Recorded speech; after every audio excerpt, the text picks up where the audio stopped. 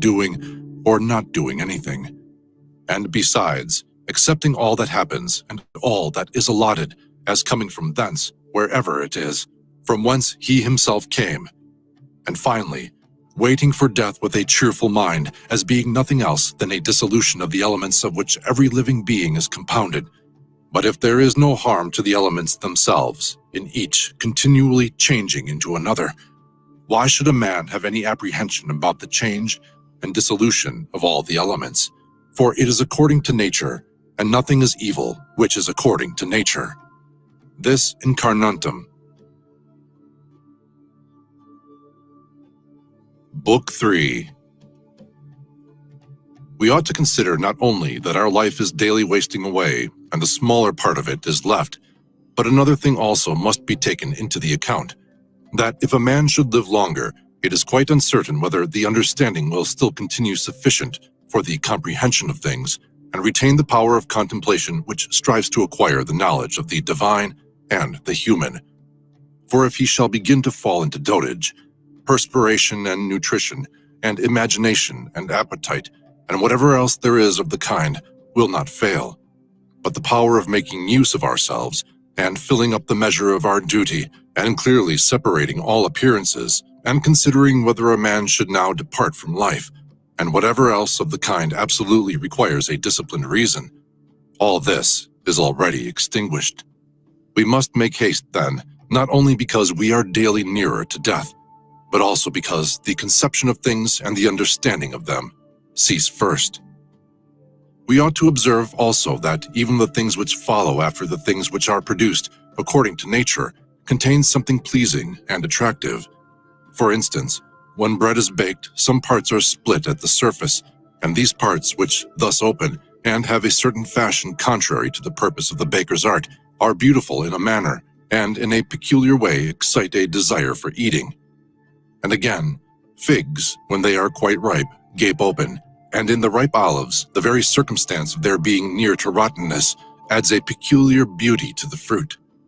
And the ears of corn bending down, and the lion's eyebrows, and the foam which flows from the mouth of wild boars, and many other things, though they are far from being beautiful if a man should examine them severally, still, because they are consequent upon the things which are formed by nature, help to adorn them, and they please the mind.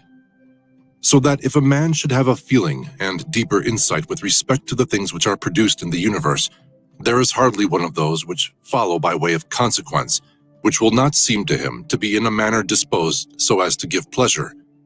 And so he will see even the real gaping jaws of wild beasts with no less pleasure than those which painters and sculptors show by imitation. And in an old woman and an old man, he will be able to see a certain maturity and comeliness, and the attractive loveliness of young persons. He will be able to look on with chaste eyes, and many such things will present themselves, not pleasing to every man, but to him only who has become truly familiar with nature and her works. Hippocrates, after curing many diseases, himself fell sick and died. The Chaldaei foretold the deaths of many, and then fate caught them too. Alexander and Pompeius and Caius Caesar, after so often completely destroying whole cities, and in battle cutting to pieces many tens of thousands of cavalry and infantry, themselves too at last departed from life.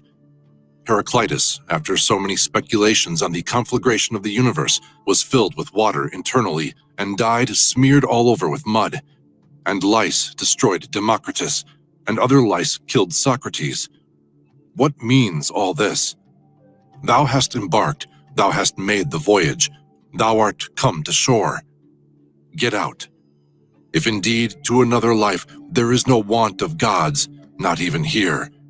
But if to a state without sensation thou wilt cease to be held by pains and pleasures, and to be a slave to the vessel, which is as much inferior as that which serves it is superior. For the one is intelligence and deity, the other is earth and corruption. Do not waste the remainder of thy life in thoughts about others, when thou dost not refer thy thoughts to some object of common utility. For thou losest the opportunity of doing something else when thou hast such thoughts as these. What is such a person doing, and why? And what is he saying? And what is he thinking of? and what is he contriving, and whatever else of the kind makes us wander away from the observation of our own ruling power. We ought then to check in the series of our thoughts everything that is without a purpose and useless, but most of all the over-curious feeling and the malignant. And a man should use himself to think of those things only about which, if one should suddenly ask, "What hast thou now in thy thoughts?" with perfect openness thou mightest immediately answer, "This or that," so that from thy words it should be plain that everything in thee is simple and benevolent, and such as befits a social animal, and one that cares not for thoughts about pleasure or sensual enjoyments at all, nor has any rivalry or envy and suspicion, or anything else for which thou wouldest blush if thou shouldest say that thou hadst it in thy mind. For the man who is such, and no longer delays being among the number of the best, is like a priest and minister of the gods, using too the deity which is planted within him, which makes the man uncontaminated by pleasure, unharmed by any pain, untouched by any insult, feeling no wrong, a fighter in the noblest fight, one who cannot be overpowered by any passion, dyed deep with justice, accepting with all his soul everything which happens, and is assigned to him as his portion, and not often, nor yet without great necessity, and for the general interest, imagining what another says, or does, or thinks. For it is only what belongs to himself that he makes the matter for his activity, and he constantly thinks of that which is allotted to himself out of the sum total of things, and he makes his own acts fair, and he is persuaded that his own portion is good. For the lot which is assigned to each man is carried along with him, and carries him along with it, and he remembers also that every rational animal is his kinsman, and that to care for all men is according to man's nature, and a man should hold on to the opinion, not of all, but of those only who confessedly live according to nature. But as to those who live not so, he always bears in mind what kind of men they are both at home and from home, both by day and by night, and what they are and with what men they live an impure life. Accordingly, he does not value at all the praise which comes from such men, since they are not even satisfied with themselves. Labor not unwillingly, nor without regard to the common interest, nor without due consideration, nor without distraction, nor let studied ornament set off thy thoughts, and be not either a man of many words, or busy about too many things. And further, let the deity which is in thee be the guardian of a living being, manly and of ripe age, and engaged in matter political, and a Roman, and a ruler who has taken his post like a man, waiting for the signal which summons him from life, and ready to go, having need neither of oath nor of any man's testimony. Be cheerful also, and seek not external help, nor the tranquility which others give. A man must then stand erect, not be kept erect by others. If thou findest in human life anything better than justice, truth, temperance, fortitude, and, in a word, anything better than thy own mind's self-satisfaction in the things which it enables thee to do according to right reason, and in the condition that is assigned to thee without thy own choice, if, I say, thou seest anything better than this, turn to it with all thy soul, and enjoy that which thou hast found to be the best. But if nothing appears to be better than the deity which is planted in thee, which has subjected to itself all thy appetites, and carefully examines all the impressions, and, as Socrates said, has detached itself from the persuasions of sense, and has submitted itself to the gods, and cares for mankind, if thou findest everything else smaller and of less value than this, give place to nothing else. For if thou dost once diverge and incline to it, thou wilt no longer without distraction be able to give the preference to that good thing, which is thy proper possession, and thy own. For it is not right that anything of any other kind, such as praise from the many, or power, or enjoyment of pleasure, should come into competition with that which is rationally and politically, or practically, good. All these things, even though they may seem to adapt themselves to the better things in a small degree, obtain the superiority all at once and carry us away. But do thou, I say, simply and freely choose the better, and hold to it. But that which is useful is the better. Well then, If it is useful to thee as a rational being, keep to it. But if it is only useful to thee as an animal, say so, and maintain thy judgment without arrogance. Only take care that thou makest the inquiry by a sure method. Never value anything as profitable to thyself which shall compel thee to break thy promise, to lose thy self-respect, to hate any man, to suspect, to curse, to act the hypocrite, to desire anything which needs walls and curtains. For he who has preferred to everything else his own intelligence and daemon and the worship of its excellence, acts no tragic part, does not groan, will not need either solitude or much company. And what is chief of all, he will live without either pursuing or flying from death. But whether for a longer or a shorter time he shall have the soul enclosed in the body, he cares not at all. For even if he must depart immediately, he will go as readily as if he were going to do anything else which can be done with decency and order. Taking care of this only, all through life, that his thoughts turn not away from anything which belongs to an intelligent animal and a member of a civil community. In the mind of one who is chastened and purified, thou wilt find no corrupt matter, nor impurity, nor any sore-skinned over. Nor is his life incomplete when fate overtakes him, as one may say of an actor who leaves the stage before ending and finishing the play. Besides, there is in him nothing servile, nor affected, nor too closely bound to other things, nor yet detached from other things, nothing worthy of blame, nothing which seeks a hiding place. Reverence, the faculty which produces opinion. On this faculty it entirely depends whether there shall exist in thy ruling part any opinion inconsistent with nature and the constitution of the rational animal. And this faculty promises freedom from hasty judgment and friendship towards men and obedience to the gods. Throwing away then all things, hold to these only which are few, and besides, bear in mind that every man lives only this present time, which is an indivisible point, and that all the rest of his life is either past or it is uncertain. Short then is the time which every man lives, and small the nook of the earth where he lives, and short too the longest posthumous fame, and even this only continued by a succession of poor human beings who will very soon die, and who know not even themselves, much less him who died long ago. To the aids which have been mentioned, let this one still be added. Make for thyself a definition or description of the thing which is presented to thee, so as to see distinctly what kind of a thing it is in its substance, in its nudity, in its complete entirety, and tell thyself its proper name, and the names of the things of which it has been compounded, and into which it will be resolved.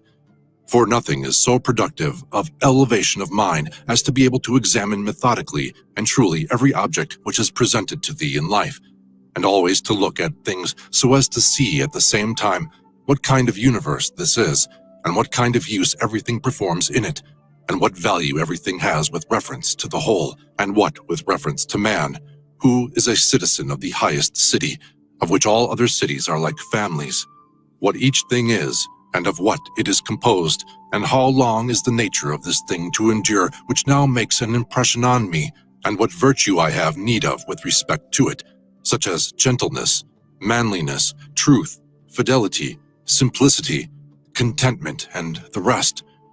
Wherefore on every occasion a man should say, "This comes from God," and this is according to the appointment and the spinning of the thread of destiny, and such like coincidence and chance.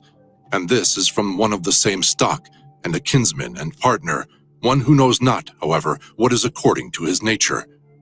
But I know. For this reason I behave towards him according to the natural law of fellowship, with benevolence and justice.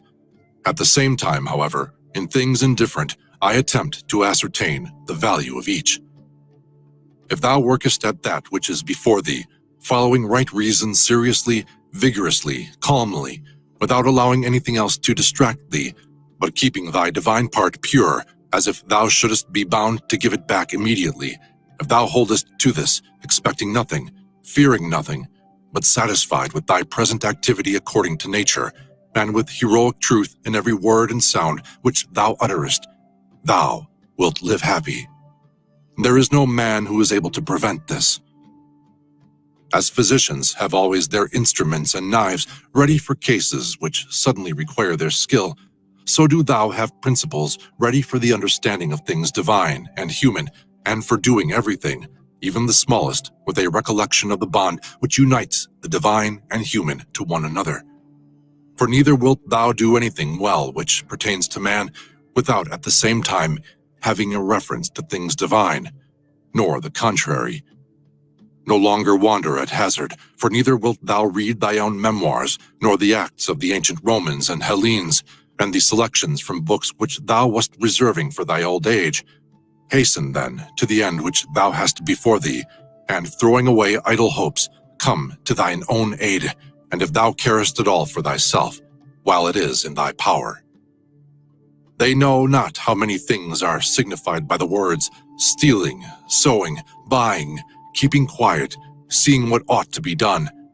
For this is not affected by the eyes, but another kind of vision. Body, soul, intelligence. To the body belongs sensation, to the soul appetites, to the intelligence principles. To receive the impressions of forms by means of appearances belongs even to animals. To be pulled by the strings of desire belongs both to wild beasts and to men who have made themselves into women, and to a Phalaris and a Nero, and to have the intelligence that guides to the things which appear suitable belongs also to those who do not believe in the gods, and who betray their country, and do their impure deeds when they have shut the doors. If then everything else is common to all that I have mentioned, there remains that which is peculiar to the good man, to be pleased and content with what happens, and with the thread which is spun for him, and not to defile the divinity which is planted in his breast, nor disturb it by a crowd of images, but to preserve it tranquil, following it obediently as a god, neither saying anything contrary to the truth, nor doing anything contrary to justice. And if all men refuse to believe that he lives a simple, modest, and contented life, he is neither angry with any of them, nor does he deviate from the way which leads to the end of life, to which a man ought to come pure, tranquil, ready to depart, and without any compulsion, perfectly reconciled to his lot. Book 4. That which rules within, when it is according to nature, is so affected with respect to the events which happen, that it always easily adapts itself to that which is possible and is presented to it. For it requires no definite material, but it moves towards its purpose, under certain conditions, however, and it makes a material for itself out of that which opposes it, as fire lays hold of what falls into it, by which a small light would have been extinguished. But when the fire is strong, it soon appropriates to itself the matter which is heaped on it, and consumes it, and rises higher by the means of this very material. Let no act be done without a purpose, nor otherwise than according to the perfect principles of art. Men seek retreats for themselves, houses in the country, seashores, and mountains, and thou too art wont to desire such things very much, but this is altogether a mark of the most common sort of men, for it is in thy power whenever thou shalt choose to retire into thyself. For nowhere either with more quiet or more freedom from trouble does a man retire than into his own soul, particularly when he has within him such thoughts that by looking into them he is immediately in perfect tranquility. And I affirm that tranquility is nothing else than the good ordering of the mind. Constantly, then, give to thyself this retreat, and renew thyself, and let thy principles be brief and fundamental, which, as soon as thou shalt recur to them, will be sufficient to cleanse the soul completely, and to send thee back free from all discontent with the things to which thou returnest. For with what art thou discontented? With the badness of men? Recall to thy mind this conclusion, that rational animals exist for one another, and that to endure is a part of justice, and that men do wrong involuntarily, and consider how many already, after mutual enmity, suspicion, hatred, and fighting, have been stretched dead, reduced to ashes. And be quiet at last. But perhaps thou art dissatisfied with that which is assigned to thee out of the universe. Recall to thy recollection this alternative: either there is providence, or atoms, fortuitous concurrence of things, Or remember the arguments by which it has been proved that the world is a kind of political community, and be quiet at last. But perhaps corporeal things will still fasten upon thee. Consider then further that the mind mingles not with the breath, whether moving gently or violently, when it has once drawn itself apart and discovered its own power. And think also of all that thou hast heard and assented to about pain and pleasure, and be quiet at last. But perhaps the desire of the thing called fame will torment thee. See how soon everything is forgotten, and look at the chaos of infinite time on each side of the present, and the emptiness of applause, and the changeableness and want of judgment in those who pretend to give praise, and the narrowness of the space within which it is circumscribed, and be quiet at last. For the whole earth is a point, and how small a nook in it is this thy dwelling, and how few are there in it, and what kind of people are they who will praise thee? This then remains. Remember to retire into this little territory of thy own, and above all, do not distract or strain thyself, but be free, and look at things as a man, as a human being, as a citizen, as a mortal. But among the things readiest to thy hand to which thou shalt turn, let there be these, which are two. One is that things do not touch the soul, for they are external and remain immovable. But our perturbations come only from the opinion which is within.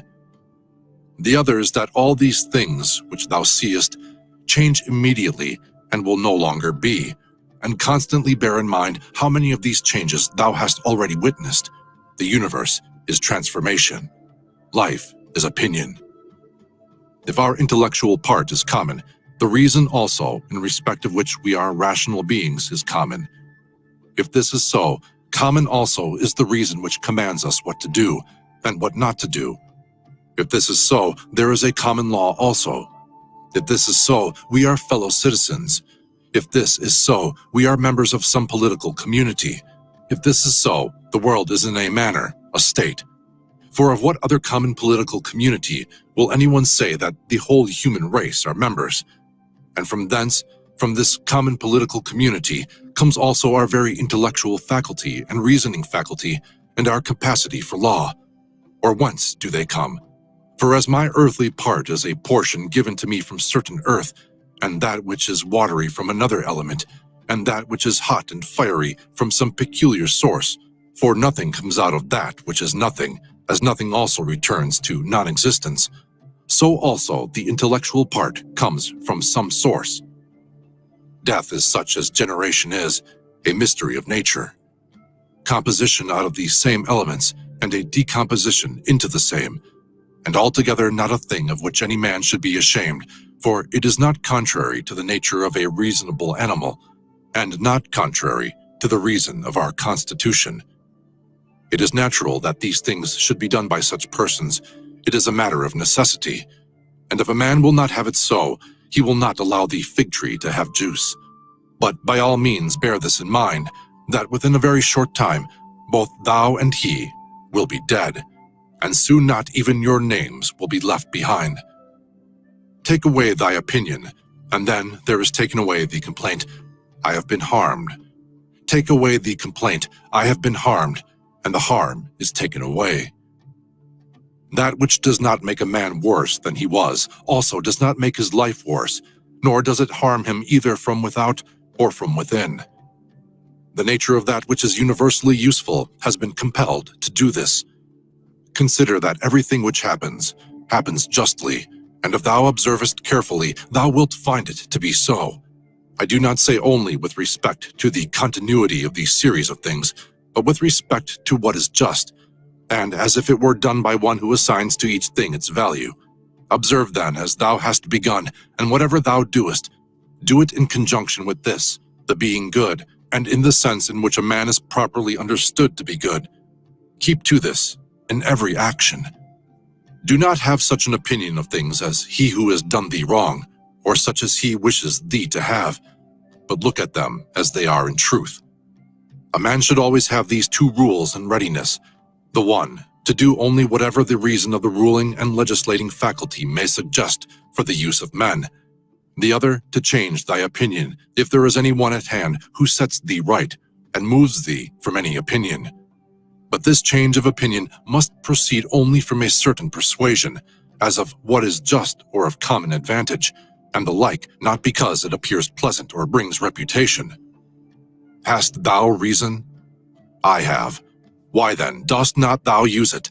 For if this does its own work, what else dost thou wish?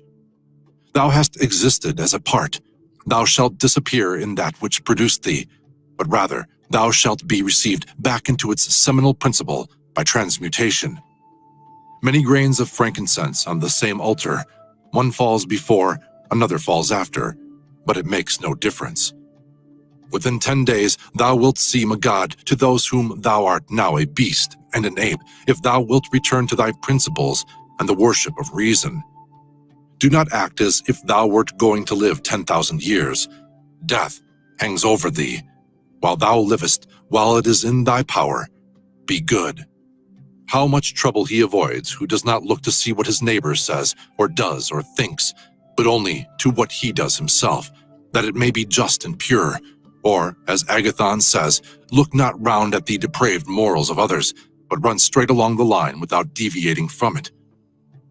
He who has a vehement desire for posthumous fame does not consider that every one of those who remember him will himself also die very soon.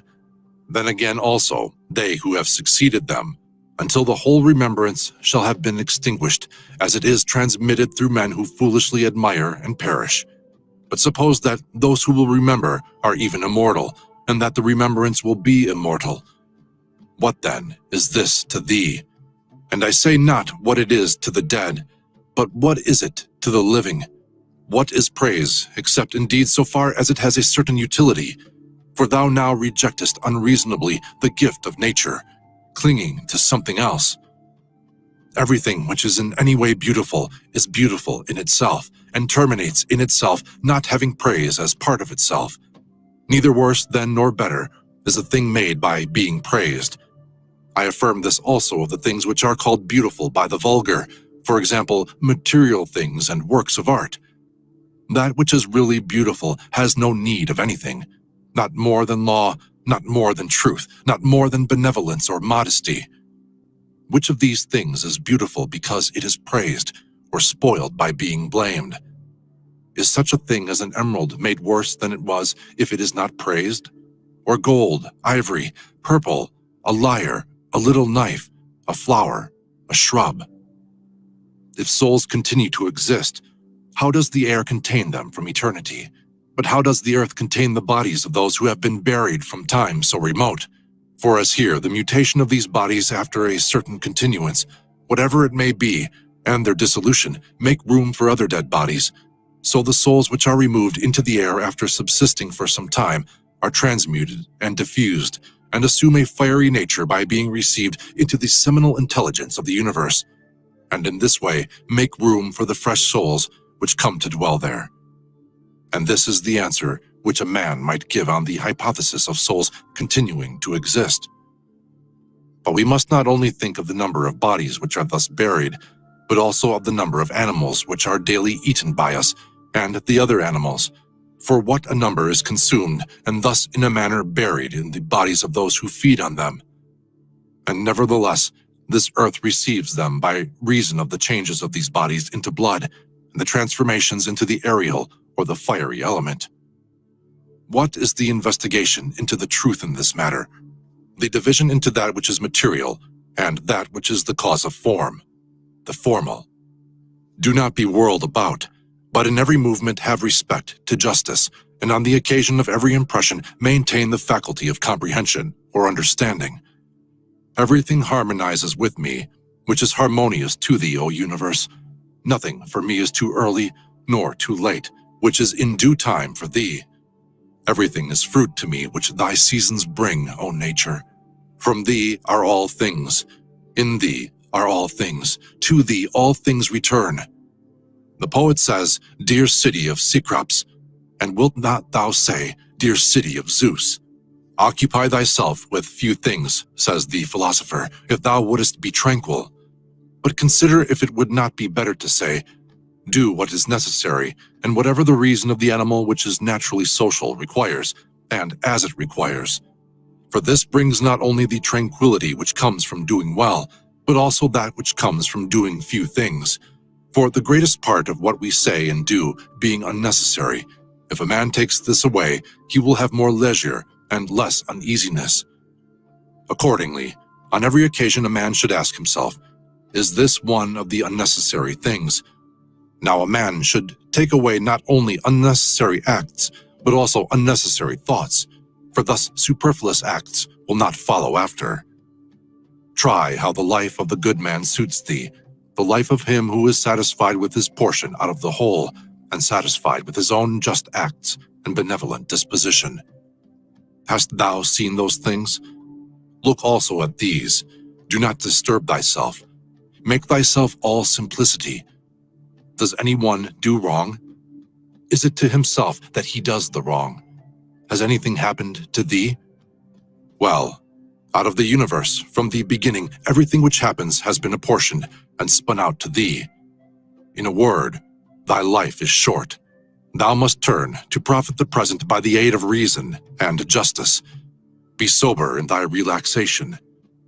Either it is a well-arranged universe or a chaos huddled together, but still a universe. But can a certain order subsist in thee and disorder in the all? And this too, when all things are so separated and diffused and sympathetic. A black character, a womanish character, a stubborn character, bestial, childish, animal, stupid, counterfeit, scurrilous, fraudulent, tyrannical. If he is a stranger to the universe who does not know what is in it, no less is he a stranger who does not know what is going on in it. He is a runaway who flies from social reason. He is blind who shuts the eyes of understanding. He is poor who has need of another and has not from himself all things which are useful for life.